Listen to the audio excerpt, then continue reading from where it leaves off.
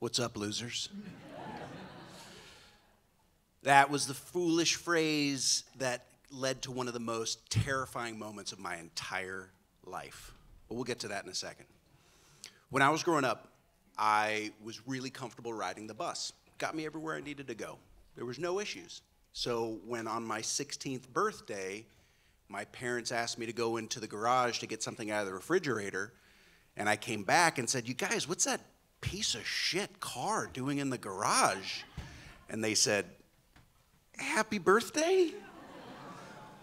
It took me a little bit getting used to, but I soon realized what an opportunity it was and how much freedom it offered. And in the early 90s, growing up in Seattle, going to see rock shows was all that I was devoted to. So one Friday night, a couple months after I had gotten this car, I dressed up in my grungy best, ripped up jeans, combat boots from the Army Navy supply store, flannel on flannel. And I headed out to the local YMCA for an all-ages show where we were gonna see the Posies, Sky Cries Mary, and Grunt Truck. So we were having a great time. And between sets, my buddy Jason Merriman, who enjoyed spending his time making pipe bombs and potato guns, and my buddy Josh Charlot, who was a quiet, sensitive soul who loved metal, they said, "Hey, dude, let's go for a ride in your new car." And I said, "All right, cool. Where should we go?" And they said, "Skate King," which was a roller skating rink 3 blocks away. All right, so we jumped in the car, turn up the Tool.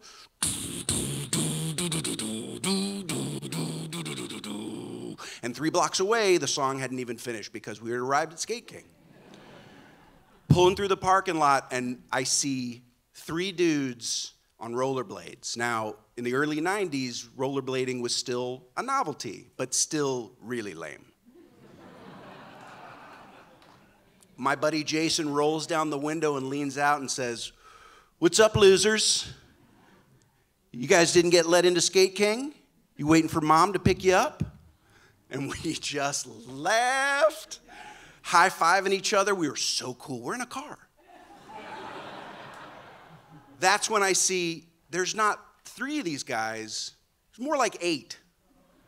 And they start pulling off their rollerblades. And now they're jumping into a couple of cars.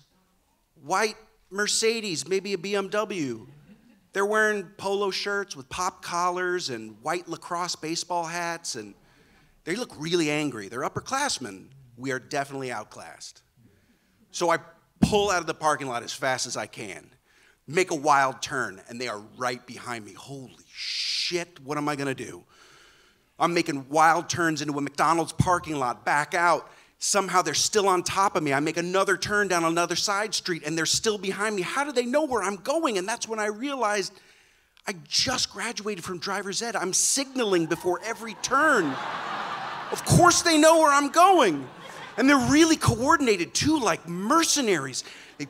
One of them pulls up in front of me and starts to slow down. The other one pulls up alongside and they start to slow down like they're coordinated and boxing me in. So I just keep making random turns left and right trying to get away from these guys. I am completely unaware of anything else that's happening. Jason is screaming. Josh might be crying in the back seat. I have no idea. Now we're going down this main thoroughfare, and I see across the street there's a row of office parks, and I think this is my chance. I'm gonna cut in, down a driveway, pop out the other side, and lose them. It's gonna be a piece of cake. And so I pull across 5 lanes of traffic, down into a driveway, and that's when I realized there is no way out. We are trapped. You guys, what are we gonna do? Jason says, "We gotta run." I said, "I'm not gonna leave this car, I just got it."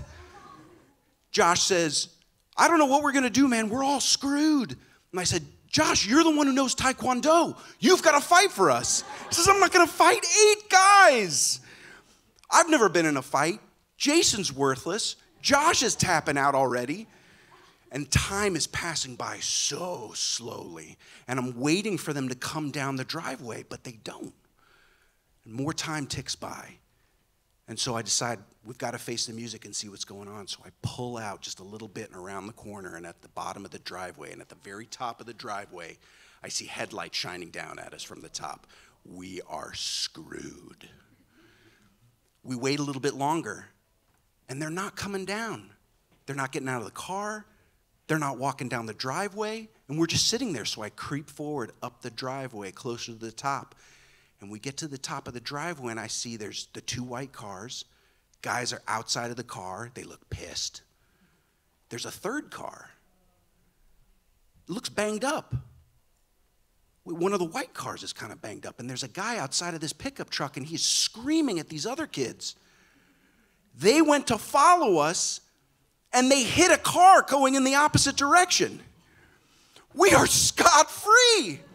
There's a little bit of space between one of the cars and the curb, and I just ease out ever so slightly, and we take off. We made it. We somehow escaped getting our asses completely beat. We go back to the YMCA. We finish up the set with Grunt Truck.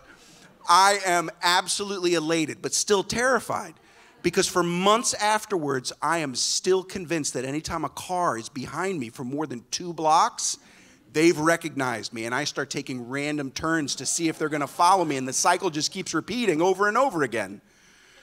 Somehow, I managed to pass that fear over.